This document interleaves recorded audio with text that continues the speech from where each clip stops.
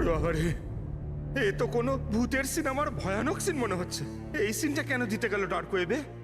Sir, এটা কোনো সিনেমার সিন নয়, এটা আসলেই হয়েছে। আর কোনো হিরোইনের সাথে নয়, বরং বরং একটা নিরীহ মেয়ের সাথে। যতদূর আমি জানি এগুলোকে তো স্ন্যাপ ফিল্ম বলে। হ্যাঁ স্যার, এই ভিডিওর অনেক বড় ইন্ডাস্ট্রি আছে। এ মেয়েটাকে, আমি জানি না। এর মৃত্যুর জন্য তুমিই দায়ী। না না স্যার, আমি কারোর মৃত্যুর জন্য দায়ী নয়। আমাকে শুধু টাকা দেওয়া হয়েছিল এই ভিডিও ডার্ক ওয়েবে দেওয়ার জন্য, আর আমিও দিয়েছি। টাকা কে দিয়েছিল? আমি জানি না। দেখো, জানি না বললে চলবে না। একটা মেয়ে খুন হয়েছে। স্যার, আমাকে বিশ্বাস করুন, অনলাইন টাকা ট্রান্সফার করা হয়েছিল আমার অ্যাকাউন্টে। কে করেছিল আমি কিচ্ছু জানি না। যদি না জানো, জানার চেষ্টা করো। তুমি কম্পিউটারটা খুব ভালো করে জানো, তাই না? তাই এটা জানা তোমার পক্ষে অসম্ভব কিছু নয়। খোঁজ নাও। অভিজিৎ, যদি কেউ এই ধরনের ফিল্ম বানিয়ে আপলোড করে তাহলে খুব তাড়াতাড়ি তাদের কাছে পৌঁছতে হবে যারা এই মৃত্যুর খেলা খেলছে। একটা কাজ করা যাক, এই মেয়েটার ছবি সমস্ত পুলিশ স্টেশনে পাঠিয়ে দিই। একবার যদি জানতে পারা যায় মেয়েটা কে, তাহলে ব্যাপারটা ক্লিয়ার হয়ে যাবে।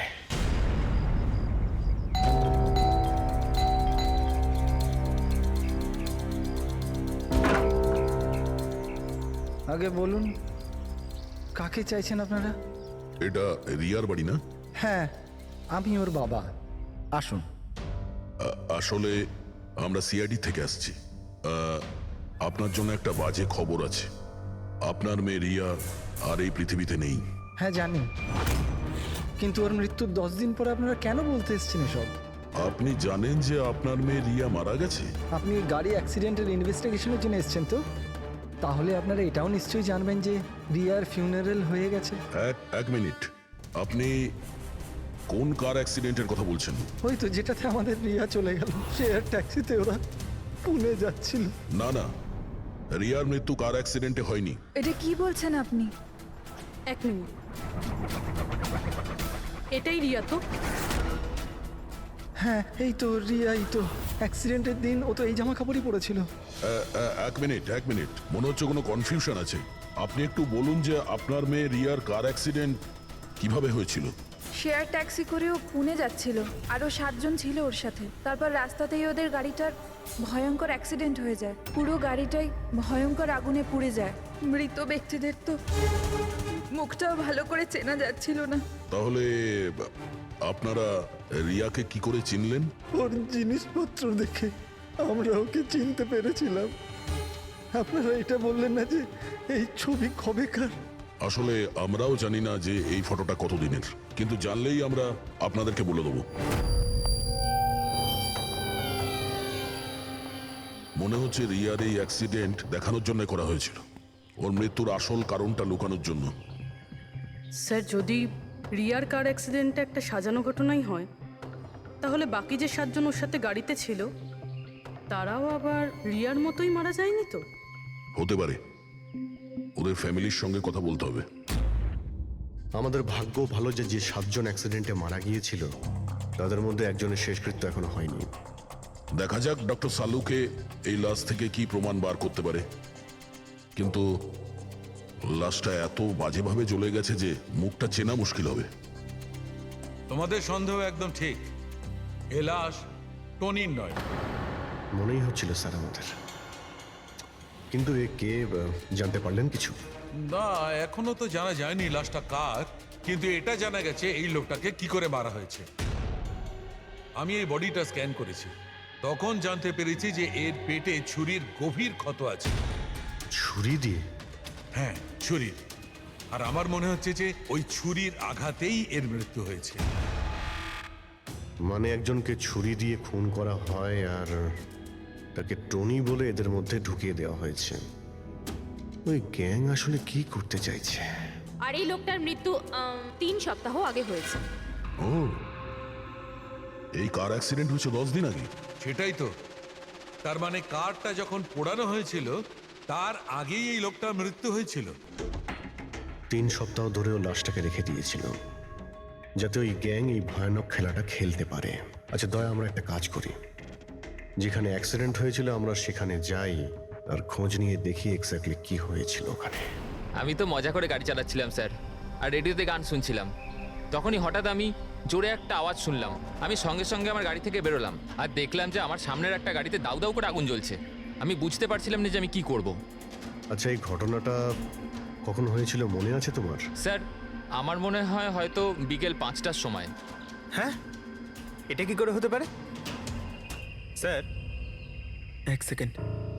স্যার, এই টোল ট্যাক্সের ফুটেজটা দেখুন।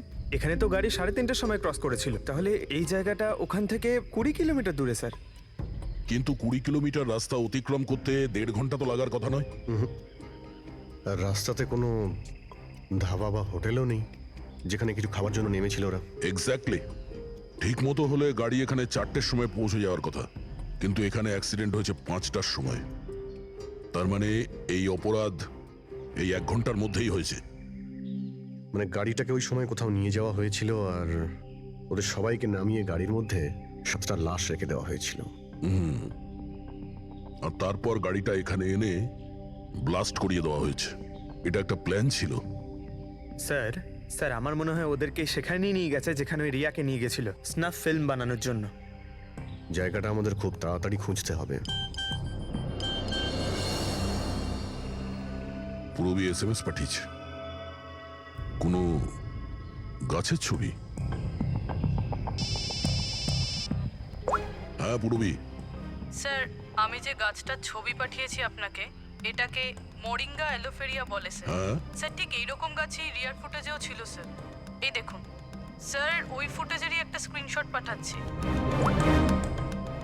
স্যার, এই গাছটা মহারাষ্ট্রের 2টো জঙ্গলে পাওয়া যায়। এটা তো এক্স্যাক্টলি ওই রকমই গাছ। মহারাষ্ট্রের 2টো জঙ্গলে? কোন কোন জঙ্গলে?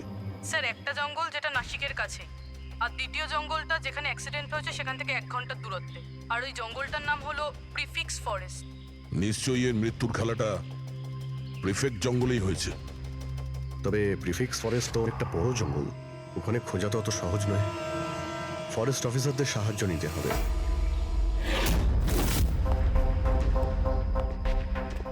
এই জঙ্গলে এই সমস্ত হচ্ছে, বিশ্বাসই হচ্ছে না। আপনাদের ইনফরমেশন কি একেবারে সত্যি অফিসার? দেখুন, আমরা শিওর না হলে তো এখানে আসতামই না, তাই না? আচ্ছা, আপনি বলুন যে কয়েকদিনের মধ্যে এরকম কোনো ঘটনা আপনারা দেখেছিলেন বা শুনেছিলেন? জঙ্গলের মধ্যে কিছু হয়েছিল? একদম নয়। আর এরকম কিছু হলে আমাদের নিশ্চয়ই চোখে পড়তো সেগুলো। ঠিক আছে, কোনো ব্যাপার না। যাই হোক, নিজেদের নিশ্চিন্ত হওয়ার জন্য আমরা একবার জঙ্গলে যাব। স্যার, এমনিতে স্যার আপনারা কি পুরো জঙ্গলটা দেখতে চাইবেন? কারণ অনেক বড় এই জঙ্গলটা, এতে অনেকটা সময় লাগতে পারে। না না, আমরা পুরো জঙ্গলটা দেখতে চাই না। আমাদের জঙ্গলে সেই জায়গাতে নিয়ে চলুন যেখানে কেউ যাতায়াত করে না, কারণ প্রায় এই ধরনের জায়গাতেই অপরাধীরা অপরাধ করে। Okay officer. বিনোদ, মেঘনা, এনাদেরকে ওই জঙ্গলের ওই অংশগুলো দেখানোর দায়িত্ব তোমাদের, ঠিক আছে? হ্যাঁ স্যার। Yes sir. স্যার, এক সেকেন্ড। স্যার, এটা দেখুন, এটা হচ্ছে জঙ্গলের সবচেয়ে ঘন এবং নিস্তব্ধ জায়গা। আমার মনে হয় আমাদের এখান থেকেই শুরু করা দরকার। ঠিক আছে, দেখি।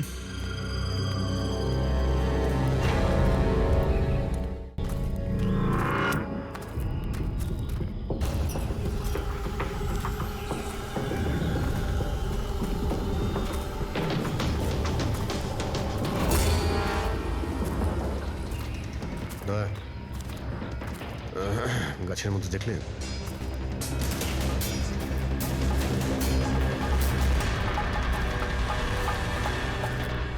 ছোট্ট ক্যামেরা। মানে আমরা সঠিক জায়গাতেই এসেছি। এটাই সেই জায়গা যেখানে ওই ফিল্ম বানানো হচ্ছে। ক্যামেরা উপরেও আছে, ওইদিকে প্যান করা আছে।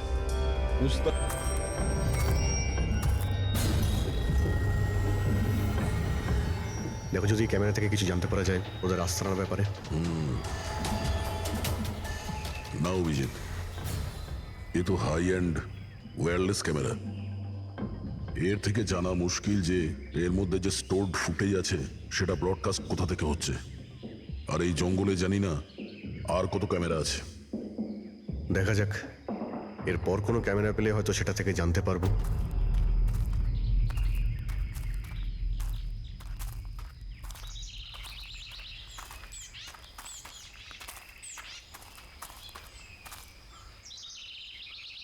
স্যার, স্যার এই চিহ্ন দেখুন। আমার মনে হচ্ছে আমাদের আগে এখানে কেউ এসেছিল। তার মানে আমরা সঠিক পথেই যাচ্ছি।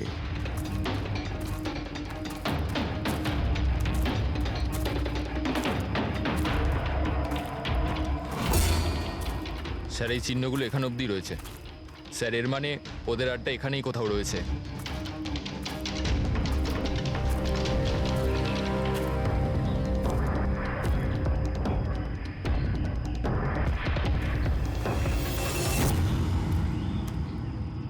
স্যার স্যার তাড়াতাড়ি আসুন।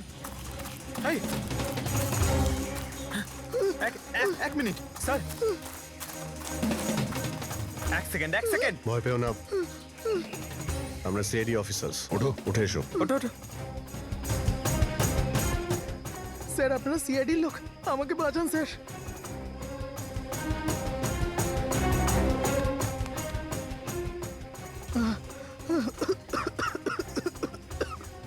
তুমি এখানে এলে কি করে? স্যার আমি জঙ্গল থেকে বেরোনোর রাস্তা পাচ্ছি না স্যার, ওই কুড়িটা এক এক করে সবাইকে মেরে দিয়েছে। তোমরা এখানে এলে কি করে? স্যার আমরা শেয়ার ট্যাক্সিতে উঠে পুনে যাচ্ছিলাম, আর আমাদের গাড়ি হঠাৎ করে পাংচার হয়ে গেল, গাড়ি থেমে গেল। রাস্তাতে আগে থেকে কেউ পেরেক আর কাঁচের টুকরো রেখে দিয়েছিল স্যার। তারপর কিছু লোক এলো যাদের মুখোশ দিয়ে ঢাকা ছিল। আমরা কিছু করে ওঠার আগেই ওরা আমাদের ঘুমের ইঞ্জেকশন দিয়ে দিল। আর যখন আমার জ্ঞান এলো তখন আমি এই ঘন জঙ্গলে ছিলাম স্যার। স্যার আমি জানি এই জঙ্গলে খিদে তৃষ্ণা নিয়ে কিভাবে ছিলাম, কখনো কাঠ খেয়েছি তো কখনো গাছের পাতা। যখনই কারোর চিৎকারের আওয়াজ পেতাম বুঝে যেতাম কেউ মারা গেছে। তার মানে এখানে সব জায়গাতেই ক্যামেরা লাগানো আছে। তোমার ভাগ্য ভালো যে তুমি ওদের হাত থেকে বেঁচে গেছো। স্যার এই কারণে ধরতে পারিনি যে ওরা আমার জামার বোতামে একটা ক্যামেরা লাগিয়ে দিয়েছিল, আর আমি ওই বোতামটা ভেঙে ফেলে দিয়েছিলাম। হয়তো সেই কারণেই আমাকে ওরা ধরতে পারেনি।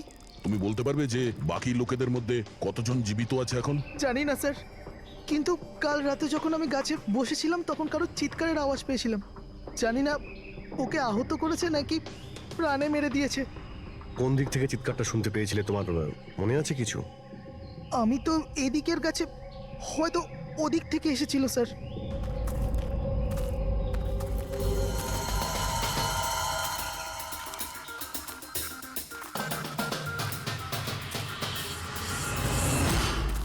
স্যার রক্ত।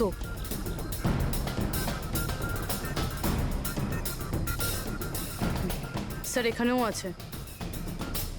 মানে ওদের মধ্যে আহত কেউ এই দিকেই গিয়েছে। স্যার এই দেখুন, রক্তের কিছু দাগ এদিকে গেছে। এইদিকেও রক্তের চিহ্ন রয়েছে আর এইদিকেও রয়েছে, দুদিকেই রয়েছে। দুদিকেই দেখতে হবে। পঙ্কজ, পূর্বী, তোমরা এই দিকটা যাও, আমরা এই দিকটা দেখছি। বিনোদ তুমি ওদের সঙ্গে যাও। আর হ্যাঁ, প্রত্যেক আধ ঘন্টা অন্তর আপডেট দেবে। হ্যাঁ, আপনি আসুন।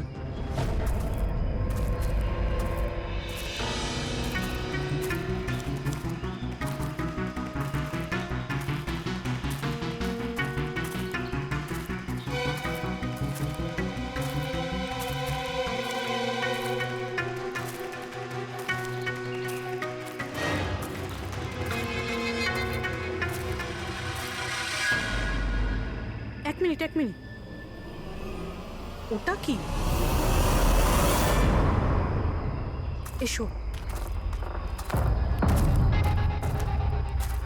বাড়ি, হয়তো আহত ভিকটিম এখানেই আশ্রয় নিয়েছে। জঙ্গলের মাঝখানে বাড়ি, কিন্তু নকশার হিসাবে এখানে তো কোনো বাড়ি ছিল না। হতে পারে এই ধরনের ফিল্ম যারা বানায় তাদের এই ধরনের লোকেশনের প্রয়োজন হয়, যাতে কেউ ওদের ট্র্যাক না করতে হতে পারে। পারে ওই বাড়িতে যে আহত লোকটা রয়েছে ওই অপরাধী। হতে পারে পঙ্কজ। আর এটাও হতে পারে যে সামনে আরও ক্যামেরা লাগানো রয়েছে। চোখ কান খুলে রেখো।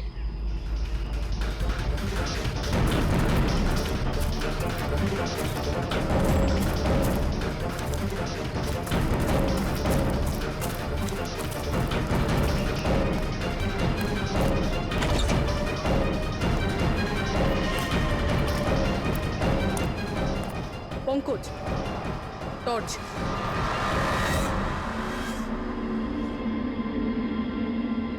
এই বাড়িটা তো একদম ভয়ানক ফিল্মের সেটের মতন দেখতে। এই দেখো, ওই আহত ভিকটিমকে এখানেই নিয়ে আসা হয়েছে। ওই আওয়াজটা শুনলে? ভিতর থেকে আসছে।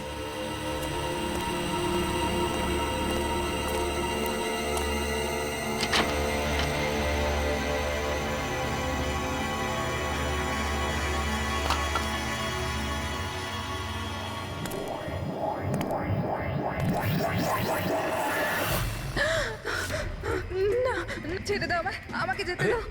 বেরিয়ে এসো। না, আমার কাছে এসো না, আমি কিছু করিনি। দেখো, আমরা সিআইডি অফিসার, ভয় পেও না, এসো, কিচ্ছু হবে না তোমার। এসো এসো।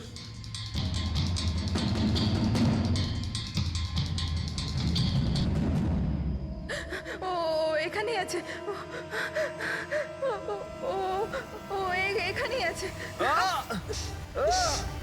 আরে পুরবি, এই লাইট কোথা থেকে আসছে? পঙ্কজ, পঙ্কজ, আমি কিছু দেখতে পাচ্ছি না পঙ্কজ। আরে Pankaj sir, Purabi ma'am, Pankaj sir.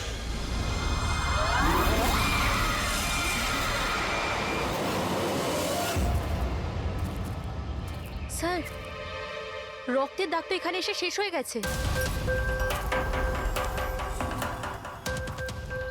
কিন্তু এটা কি করে হতে পারে? আহত যদি কেউ এই পর্যন্ত আসে, তাহলে এখান থেকে হঠাৎ করে অদৃশ্য হয়ে গেল কি করে?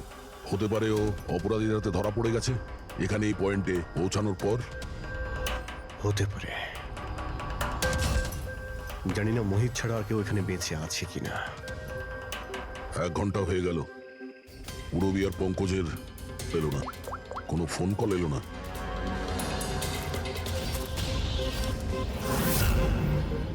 পুরবী ফোন তুলছে না। হ্যাঁ পঙ্কজ, দেখছি। পঙ্কজও ফোন তুলছে না। আরে ওরা আবার কোনো সমস্যায় পড়েনি তো? চলো গিয়ে দেখি, চলো। এইদিকে রক্ত আছে মানে এইদিকেই গেছে।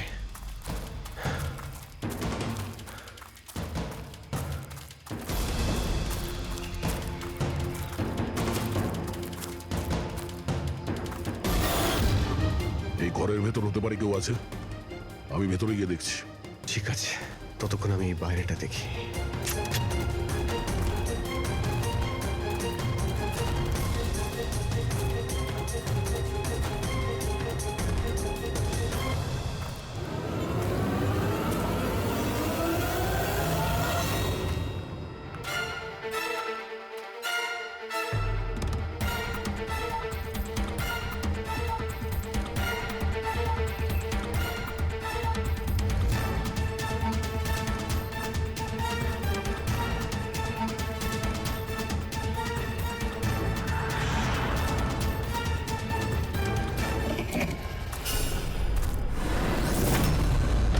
এ তো পঙ্কজের ব্যাগ।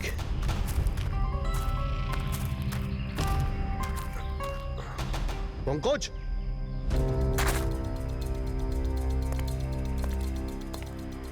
পঙ্কজ,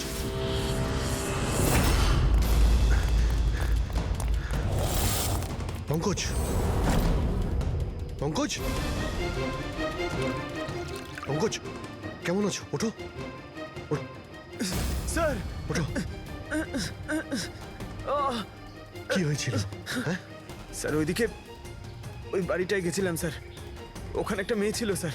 হ্যাঁ। ওর সঙ্গে কথা বলছিলাম স্যার, আর হঠাৎ করে কোথা থেকে এত আলো চলে এলো যে কিছু দেখতে পাচ্ছিলাম না, কিছু বুঝতে পারছিলাম না।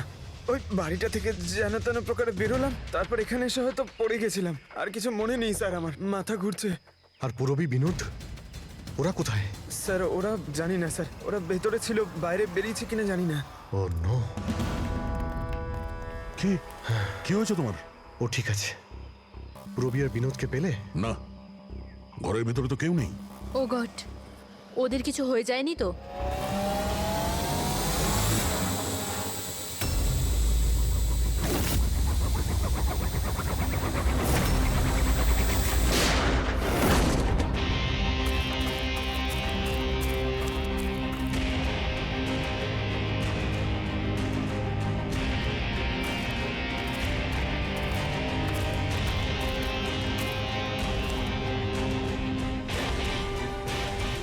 ব্যাপারটা তো খুব জটিল হয়ে যাচ্ছে। আমাদের ফিরে যেতে হবে, চলো। তার মানে? দেখো দয়া, আমরা জানি না এখানে কতজন অপরাধী আছে, কতগুলো ক্যামেরা আছে এখানে, কতগুলো অস্ত্র আছে ওদের কাছে। তাছাড়া আমাদের উপরে নজরও রাখছে ওরা। তাই আপাতত কোনোভাবেই ওদের সঙ্গে আমরা পেরে উঠবো না। আর পুরবী? ওকে এখানে একলা ফেলে চলে যাব আমরা? হ্যাঁ, দেখো দয়া, পূরবীকে হয়তো ওরা কোথাও আটকে রেখেছে। পূরবীকে বাঁচাতে গেলে আমরা তো কেউই বাঁচবো না। অভিজিৎ কি হয়ে গেছে তোমার? কিছু মনে আছে সিআইডিতে আমাদের প্রথমে কি শেখানো হয়েছিল? এটাই কি সবার আগে নিজের বন্ধুকে পেছনে ফেলে এসো না, যদি বেঁচে থাকে কিংবা মরে যায়। আরে দয়া, সবকিছু রুল বুক অনুযায়ী করা যায় না। আমাদের এটাও শেখানো হয়েছিল প্রেজেন্স অফ মাইন্ডের ব্যবহার করতে। তাই এইরকম পরিস্থিতিতে আমাদের তো আই এম সরি, তোমার এই চিন্তা ভাবনায় আমি এগ্রি করছি না। আই এম সরি, তুমি যদি যেতে চাও চলে যাও। পূরবীকে ছাড়া আমি এই জঙ্গল থেকে বেরোতে পারবো না। দেখো দয়া, জেদ করো না। আমরা এটাও জানি না যে পূরবী বেঁচে আছে নাকি ও কোথায় আছে এখন। অভিজিৎ ও একজন সিআইডি অফিসার, এত সহজে হার মানবে নাও। বেচারি একাই লড়ছে ওই অপরাধীদের সঙ্গে। আর এখন যখন আমাদের সব থেকে প্রয়োজন ওর, আমরা পেছন ঘুরিয়ে চলে যাব। প্রয়োজনীয় এটাই যে যারা ওদের হাতে এখনো ধরা পড়েনি তাদেরকে আমরা যেন বাঁচাতে পারি, ব্যাস। দেখো দয়া, তুমি পূরবীর কথা বাদ দাও আর এখন চলো আমার সঙ্গে। আমরা পরে আবার প্ল্যান করে এখানে ফিরে আসবো, এখন চলো। এর হলোটা কি? এই ধরনের বিহেভ করছে?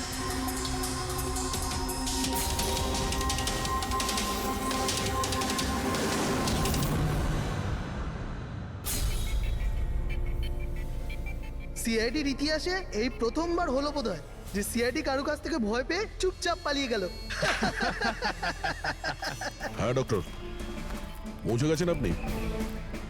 হ্যাঁ, ওই জাংশনেই থাকুন, আমরা আসছি ওখানে। আরে সালুঙ্কি স্যার, আপনি এখানে? আমি এখানে। আসুন স্যার। আরে আরে তোমার কি মনে হয়েছিল আমাদের অফিসার পূরবীকে জঙ্গলে রেখে আমরা এখান থেকে চলে যাবো? হ্যাঁ, তাহলে আপনারা দয়া স্যারের ঝগড়া? মিথ্যে ছিল। যখন অভিজিৎ ওখানে ক্যামেরা দেখলো তখন আমাকে ইশারা করেছিল। জানেন এখানে কতগুলো ড্রোন লাগিয়ে রেখেছে আমাদের উপর নজর রাখার জন্য। যে লোকটা ওই ক্যামেরা দিয়ে আমাদের উপর নজর রাখছিল, ওর চোখে ধুলো দেওয়ার প্রয়োজন ছিল, সেই কারণে। ওরা নিশ্চয়ই এখন ভাবছে যে আমরা জঙ্গল থেকে চলে গিয়েছি, তাই রিল্যাক্সও হয়ে যাবে। ওদের উপরে অ্যাটাক করার এটাই ভালো সুযোগ। অভিজিৎ, এই নাও, এইটা তুমি চেয়েছিলে। এটা আবার কি ডিভাইস স্যার? এটা হচ্ছে জ্যামার। আশেপাশে এই এরিয়ায় যত ক্যামেরা আছে সব জ্যাম হয়ে যাবে। আর ওরা আমাদের উপরে নজর রাখতে পারবে না। আর এই ড্রোন, এই ড্রোনের মধ্যে যে ক্যামেরা লাগানো আছে ওর রেঞ্জ 7 কিলোমিটার মাত্র। কিন্তু ব্যাটারি তো শেষ হয়ে আসছে। তার মানে যদি আমরা এটাকে না ধরতাম তাহলে আবার ওদের আস্তানায় ফিরে যেত এটা ব্যাটারি চেঞ্জ করার জন্য। একটু আইপ্যাডটা বার করো, ম্যাপটা বার করো ওর থেকে। এই যে, এটাই হচ্ছে সেই জায়গা যেখানে আমরা ড্রোনটা পেয়েছিলাম। আর এর পাশেই ওই বাংলো। মনে হচ্ছে এটাই অপরাধীদের আস্তানা। তাহলে যাওয়া যাক, গিয়ে মুক্তি দিই পূরবী আর যারা বাকি বেঁচে আছে তাদের। চলো। না স্যার, আপনি মেঘনা আর মোহিত আপনারা এখানে থাকুন, আমরা যাচ্ছি।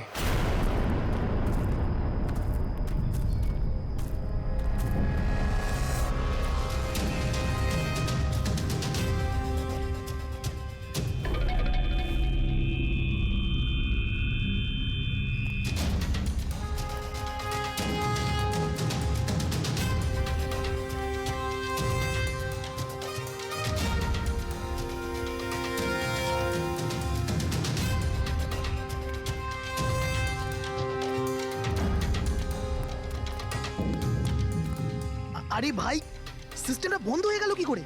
দেখ না একটু, ভিতর থেকে আওয়াজ বন্ধ কি আসছে। করে হলো পুরো সিস্টেম?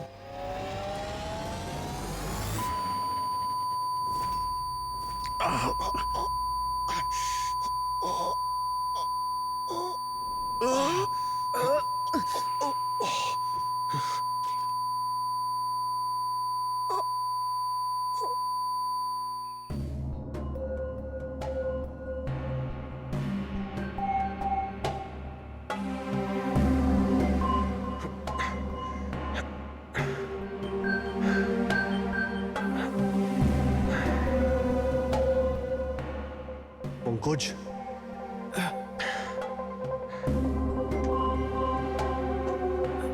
পঙ্কজ, আমাদের ওয়েলকাম জানানোর পুরো বন্দোবস্ত ওরা করে রেখেছিল। স্যার, এরা যদি আমাদের মারতে চাইতো তাহলে আগেই মারতে পারতো। আমাদের আমাদের মারতে গিয়ে কি এরা ভিডিও শুট করতে চায়?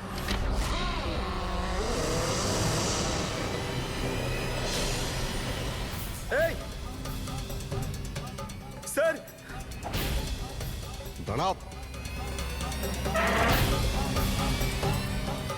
স্যার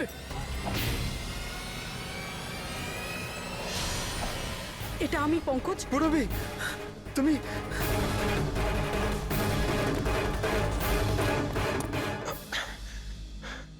তুমি ঠিক আছো? হ্যাঁ স্যার। ওরা কোথায় আছে? স্যার ওদিকে।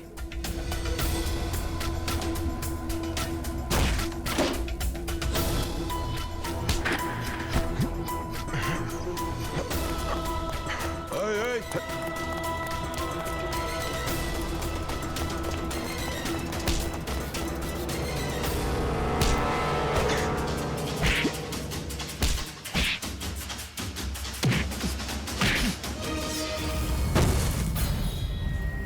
স্যার চল চল।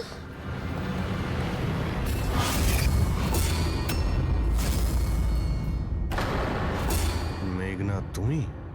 বাহ, আমরা তো ভাবছিলাম যে আমরা অপরাধীর চোখে ধুলো দিচ্ছি, কিন্তু কে জানতো যে আমরা অপরাধীকে সঙ্গে নিয়ে ঘুরছি। আপনারা এখানে কি করে? কে ছাড়িয়েছে আপনাদের? সিআইডিকে আটকে রাখা এত সহজ নয়। সুযোগ বুঝেই আমি ওই জানলাটা ভেঙেছি আর ওখান থেকে বাইরে বেরিয়ে গেছি।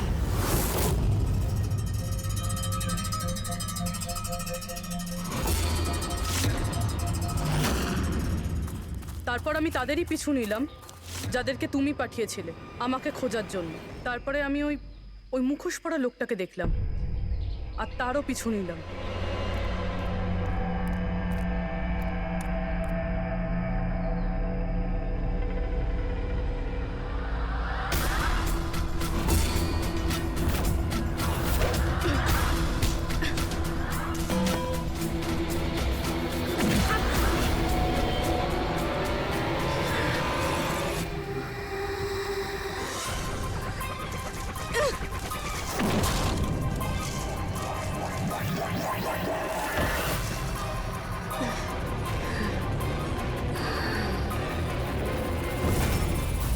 কিছুক্ষণ বাদে যখন আমার জ্ঞান এলো তখন আমি দেখলাম যে, কিন্তু আমি বাকি অফিসারদের কাছে পৌঁছানোর আগেই তোমার এই সনিক বুমের আওয়াজে ওনারা সবাই অজ্ঞান হয়ে যান। ওটা তো আমার ভাগ্য ভালো ছিল যে আমি দূরে ছিলাম, তাই ওটার আওয়াজে কোনো প্রভাব পড়েনি। আর তারপরে আমি ভাবলাম যে ওই মুখোশটাকেই আমার অস্ত্র করলে কেমন হয়।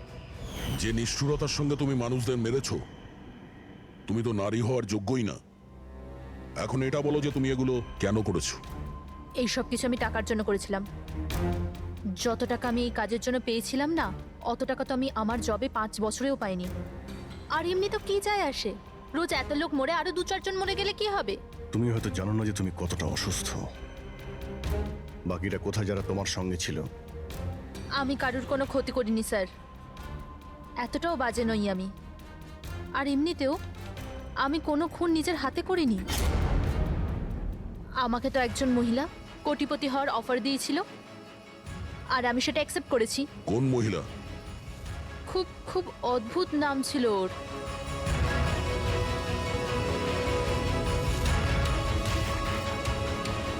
রুট। রুট?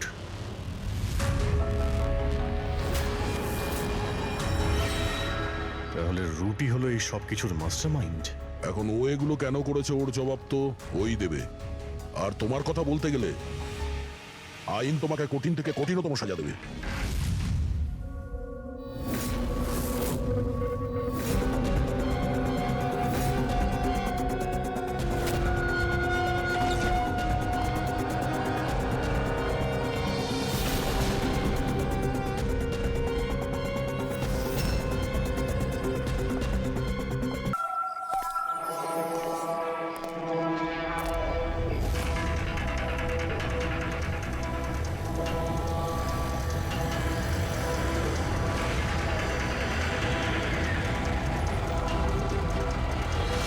ও ভাই, গাড়িটা আগে নাও।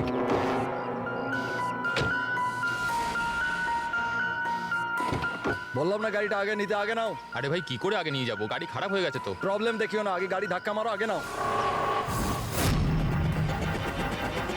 তাহলে আপনারা একটু সাহায্য করুন। কেন আমরা কেন হেল্প করবো? তাড়াতাড়ি। এই লোকটাকে আমি চিনি স্যার, তার মানে আমাদের ইনফরমেশন একদম সত্যি।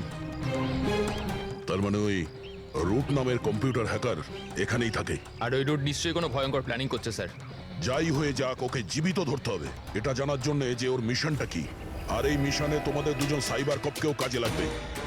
তুমি ইয়েস স্যার। এই বাইরে গেটে দাঁড়িয়ে থাকবে, ওকে স্যার। নজর রাখবে। চলো।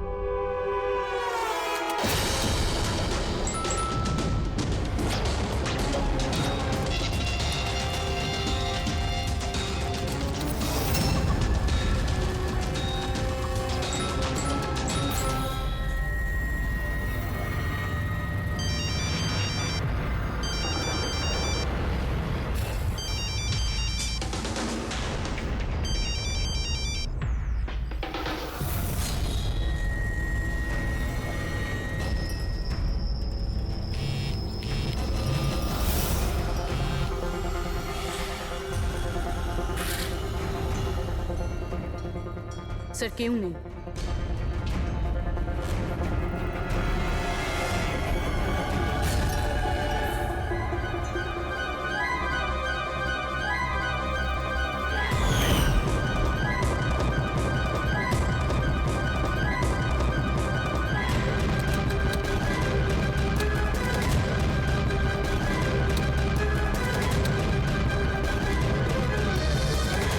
হ্যাঁ ফ্রেডি, স্যার সব জায়গা খুঁজে নিয়েছি, কেউ কোথাও নেই। খবর তো ভুল হবে না, এখানেই কোথাও হতে হবে। ঠিক আছে, দেখি।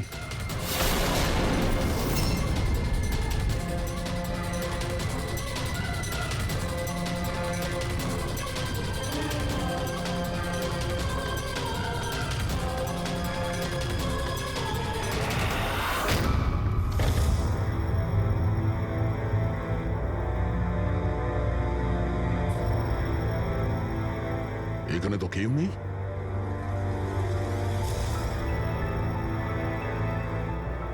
চেয়ার এখনো গরম আছে, মনে হচ্ছে এইমাত্র এখানে কেউ ছিল। তাহলে স্যার সময় মতো পালালো কিভাবে? স্যার আমরা তো বাংলোটার চারদিক থেকে ঢুকলাম, কাউকে তো এখান থেকে বেরোতে দেখিনি।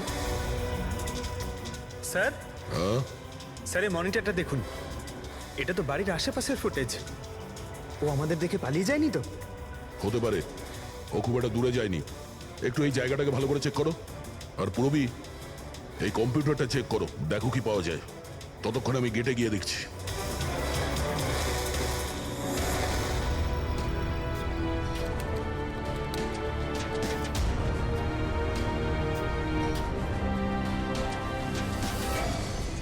Mahesh, Mahesh, yes sir. এই রুট ভেতরে নেই, মনে হচ্ছে পালিয়ে গেছে। তুমি গেটেই ছিলে? স্যার আমি এখানেই দাঁড়িয়েছিলাম, আমি কাউকে পালাতে দেখিনি স্যার। এখান থেকে কেউ যায়নি? না স্যার। মেন গেট থেকে তো কেউ বাইরে যায়নি। বুঝতেই পারছি না এই রুট কোথা দিয়ে চলে গেল। স্যার বাইরে পিছনের দিক দিয়ে একটা গেট আছে, মনে হয় ওখান থেকেই পালিয়েছে। স্যার স্যার ওই কম্পিউটারটা পাসওয়ার্ড প্রোটেক্টেড, ব্যুরো নিয়ে যেতে হবে। স্যার এই রুট নিশ্চয়ই মারাত্মক মিশনটা শেষ করবার চেষ্টা করছে। এই রুটকে যে কোনোভাবেই খুব তাড়াতাড়ি খুঁজতে হবে। 1 মিনিট। পুরো ঘরে কোথাও কার্পেট নেই, আর এখানে কার্পেট রাখা আছে, তার উপরে এই টুল। একটু সরাও এটাকে। স্যার স্যার এখানে তো একটা গুপ্ত দরজা। ফ্রেডি, তুমি এখানেই থাকো এদের সাথে, আমরা ভেতরে দেখছি।